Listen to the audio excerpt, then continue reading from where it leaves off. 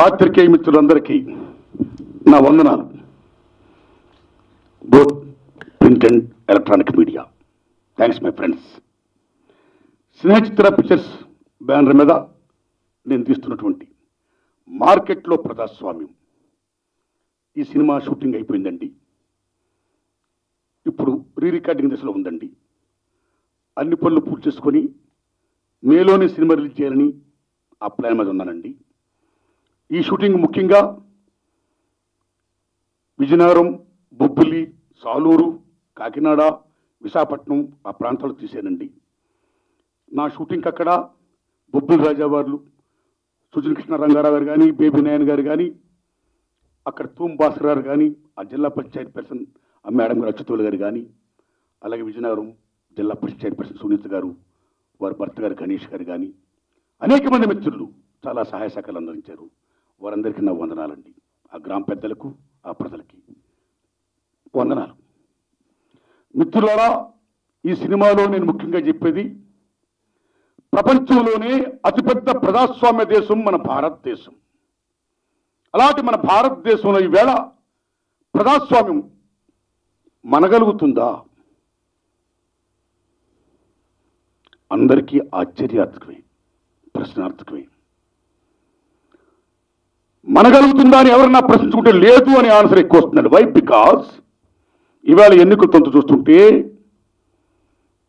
The valuable vote, ఈ ప్రజాస్వామ్యంలో vote అనేది ఒక బ్రహ్మాస్త్రం, ఒక పాశుపతాస్త్రం. ఓటర్స్ భవిష్యత్తుకి, మనుగడకి ఒక ఆధారం, ప్రాణాధారం లాంటిది ఆక్సిజన్ ఓటు.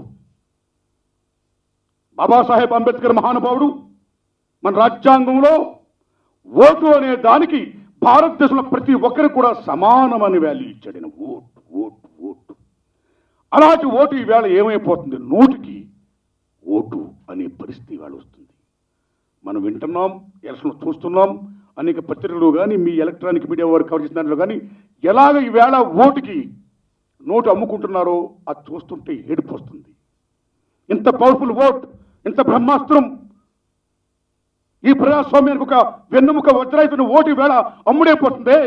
ఈ ప్రజాస్వామ్యం సంతలో సరికైపోతుంది, మార్కెట్లో ప్రజాస్వామ్యం అయిపోతుంది.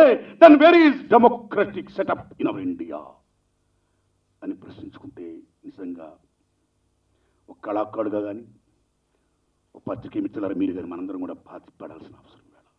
ఎందుకంటే ఒక అధికార పక్షం ఉంటుంది, ఒక ప్రతిపక్షం ఉంటుంది. కానీ మనం మన కళాకారులవి, మన జర్నలిస్టులవి, మన పత్రికా మిత్రులవి, మనం ప్రజల పక్షం.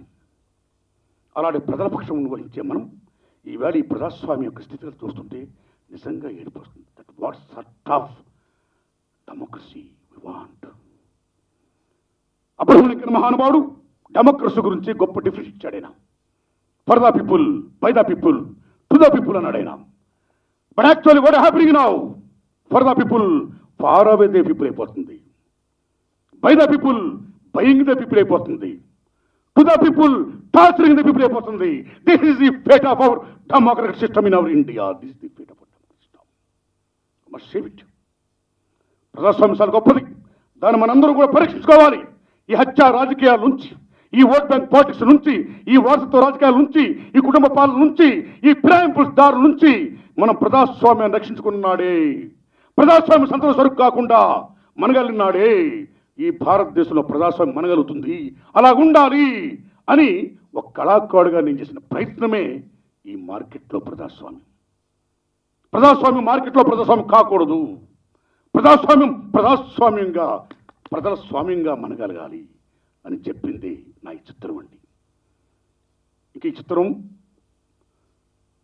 6 పాటలు ఉన్నాయండి. గద్దరన్న, గోరటెంకన్న, సుద్దాల సౌతేజ, గసిగంటి రాజలింగం ఈ ప్రజాకవులు రాశారండి. పాడింది వందేమా శ్రీనివాస్ గారు, నాగూరు బాబు గారు, గోరటెంకన్న గారు, పవన్ చంద్ర తేజ్ గారు, తేలు విజయ్ గారు, యమునక్ గారు ఆలపించారండి. త్వరలోనే ఆడియో రిలీజ్ చేస్తానండి. మేలోనే సినిమా రిలీజ్ ప్లాన్ చేస్తున్నాను సార్. ఇది ప్రోగ్రెస్ అండి. సో ఈ లిస్ట్ అంతా కూడా నేను మన రామారావుకి ఇస్తానండి. టెక్నీషియన్స్, యాక్టర్లు మొత్తం మ్యాక్సిమం నేను, ఎల్బి శ్రీరామ్ గారు, కాశీ గారు, గౌతమరాజు గారు తమకు తెలిసిన వారండి. రిమైనింగ్ అంతా మ్యాక్సిమం స్టేజ్ యాక్టర్స్, స్థానిక కళాకారులు, అప్కమింగ్ యాక్టర్స్తో నేను చేయించాను సార్. చాలా బ్రహ్మాండంగా నటించారు. ఈ చిత్రంలో నటించిన నటినట్లు కానీ సాంకేతిక నిపుణులు కానీ అందరూ కూడా ఆయా షూటింగ్ ప్రదేశాల్లో ఉన్న సహకరించిన ప్రజలకు కానీ నా హృదయపూర్వక ధన్యవాదాలు చెప్పుకుంటూ, ఈ మార్కెట్లో ప్రజాస్వామ్య చిత్రం రిలీజ్ అయిన తర్వాత ఓ ప్రేక్షక దేవుళ్ళారా, ఓ ఓటర్ మహాశయులారా, దాన్ని చూడండి, చిత్రాన్ని చూసి ఆదరించండి. మీ అందరూ తెలుసు, నేను కొత్తగా మీకు చెప్పేది లేదు. మీకు తెలిసింది మీరు అనుకుంటున్నదే నేను చిత్రరూపం తీర్చాను. నేను ఏ రకంగా తీశాను మార్కెట్లో ప్రజాస్వామ్యం అని చూసి మీరు మెచ్చుకొని ఆదరిస్తే మీకు నా వందనాలు, ధన్యవాదాలు, నమస్కారం అండి.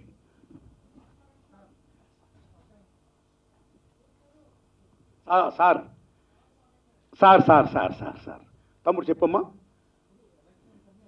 అవును,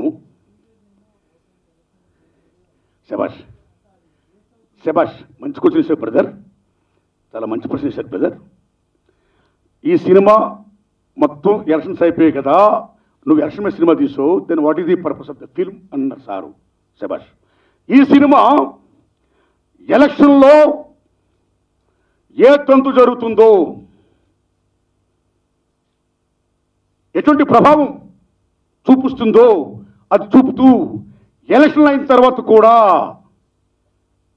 ఈవేళ ప్రజాస్వామ్య దేశంలో పార్టీలు మారిపోవడాలు, ఫిరాయింపుదారులు, ఇటువంటి యాక్టివిటీస్ ఉండడం వల్ల నిజంగా నెగ్గిన వాళ్ళు కూడా అధికారం చేపడతామా, ప్రభుత్వాన్ని ఏర్పాటు చేస్తామా అనే భయంలోకి ఎందుకు లోనవుతున్నారు? ఎవరు ఫిరాయింపు చేస్తారు, ఏ పార్టీ మారిపోతారు, మళ్ళా నోటుకు ఓట్లాగా అక్కడ మళ్ళా ఫిరాయింపుదారులు ఎలా కొనేస్తారో అనేది మన సినిమా క్లైమాక్స్ బ్రదర్.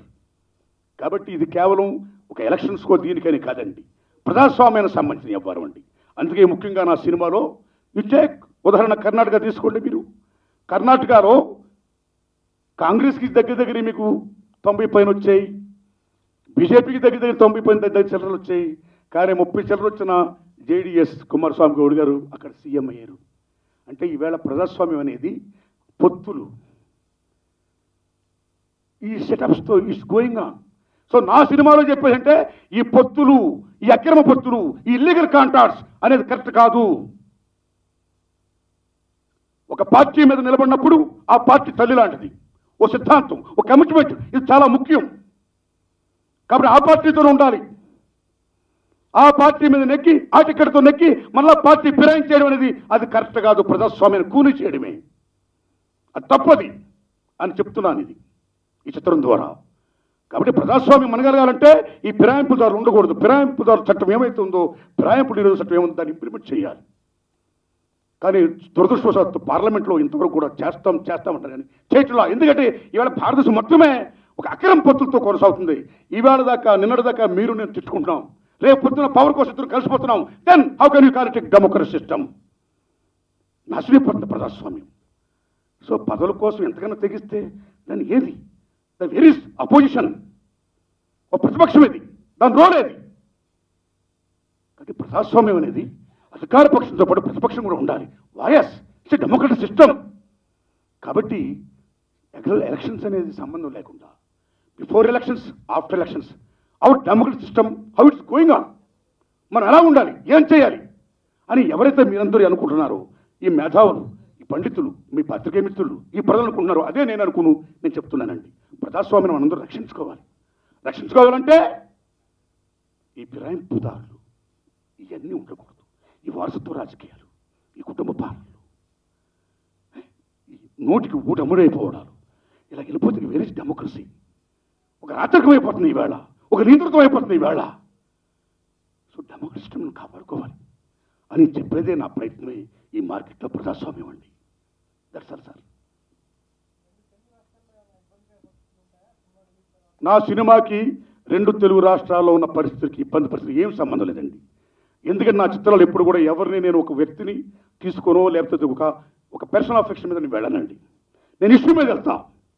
ఒక కళాకారుడుగా ప్రజాస్వామ్యం ఎలాగుంది ఈవేళ, మీరు ఒక ఆర్టికల్ రాస్తారు, వారు షూట్ చేస్తారు, వారు ఎటోలు రాస్తారు, వారు ఒక పాట రాస్తారు, అలాగే నేను సినిమా తీస్తున్నా, నేను స్పందిస్తున్నా ప్రజాస్వామ్యం ఎలాగైపోతుందని. ఈ మధ్యలో ఎన్నికల్లో చూసా, అనేక మంది మిత్రులు చెప్తుంటే విన్నా, ఇదిగో ఓటుకి ఇంత మందు, బిర్యానీలు, నువ్వు ఓటుకి మీరు నమ్మండి 2000, 3000, 4000, 5000 కూడా ఇవ్వాలంటున్నారంటే ఏడుపు వస్తుంది నిజంగా. 10 ఓట్లు ఉంటే ఒక ఇంట్లో ఏసీ మిషన్ బిగిస్తున్నారట. మా ఫ్రెండ్ చెప్పాడు అక్కడ 10 ఓట్లు ఉంటే ఆ ఇంటికి ఏసీ మిషన్ బిగించేస్తున్నారట. సో ప్రజలు కూడా ఈ డబ్బు మీ సొంతదా, మీ అబ్బ సొత్తా, మా దగ్గర చెప్పారు మాకు ఇవ్వడానికి ఏంటి అని ఈవేళ ప్రజలు ప్రశ్నించే పరిస్థితి వస్తుంది ఈవేళ. సో ముఖ్యంగా ఈ సినిమాలో ఏం చెప్పారంటే ప్రజల్ని విజ్ఞప్తి చేస్తూ, ఓ ప్రియమైన ప్రజలారా, తాత్కాలిక అవసరాల కోసం మనం ఓటు నమ్ముకోవద్దు. శాశ్వత ప్రాతిపదిక మీద శాశ్వతంగా మనం బాగుండాలి. ఏ ప్రభుత్వం వచ్చి ఏ నాయకులు వచ్చి మనల్ని అభివృద్ధి చేస్తారో, మనల్ని అభివృద్ధి చేస్తారో, అదిగో అటువంటి గవర్నమెంట్ ఎన్నుకోండి, అటువంటి నాయకులు ఎన్నుకోండి. శాశ్వత ప్రయోజనాల కోసం ఓటు నమ్ముకోవద్దు ప్లీజ్ అని చెబుతూ, అన్నిటినీ మించి నాయకులు అనేవాళ్ళు ప్రజలకి మార్గదర్శకంగా ఉండాలి. కాబట్టి ఫస్ట్ ఏ నాయకులు కూడా ఇదిగో మీరు ఓటేయండి మేము డబ్బులు ఇస్తాం అని అన్నారో వాళ్ళ నాయకులు కాదు. Their business magnets. రాజకీయాన్ని వ్యాపారం చేస్తున్నారు వాళ్ళు. వాళ్ళు 50 కోట్లు 100 కోట్లు పెట్టి టికెట్లు కొని ప్రచారం చేసుకుని రేపు పొద్దున వాళ్ళు ఎక్కిన తర్వాత వాళ్ళు 100 కోట్లకి 200 కోట్లు 200 కోట్లు ఎలా సంపాదించాలని చూస్తారా? ప్రజలకు సేవ చేయడానికి వస్తే వస్తారండి, ప్రజలకు సేవ చేయడం చూడరు. దెన్ రాజకీయం ఏమైపోయింది? ప్రజలకు సేవ చేసే రాజకీయం వేళ ఒక బిజినెస్ అయిపోయింది. ఆ బిజినెస్ కాకూడదు ప్రజాస్వామ్యంలో అని చెప్పిందే ఈ చిత్రం అండి.